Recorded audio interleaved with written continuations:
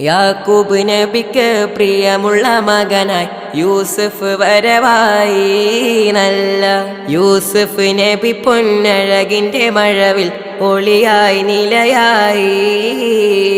യാക്കൂബ് നബിക്ക് പ്രിയമുള്ള മകനായി യൂസുഫ് വരവായി. നല്ല യൂസുഫ് നബി പൊന്നഴകിന്റെ മഴവിൽ ഒളിയായി നിലയായി. മുർസലെന്നറിഞ്ഞു യാക്കൂബ് നബിക്ക് പിരിശപ്പുങ്കനിയായി. അപ്പോൾ മുറുമുറു പരിശം ഹൃദയത്തിൽ യൂസുഫിൻ സഹോദരർക്കുണർവായി. ഒരു ദിനം അവർ ചെമ്മരിയാടുമൊരുമിച്ചൊരു കട്ടിലണവായി. വേഗം വധിക്കണം നബി യൂസുഫിനെ എന്നവർ കഗതാരിൽ കൊതിയായി. യാക്കൂബ് നബിക്ക്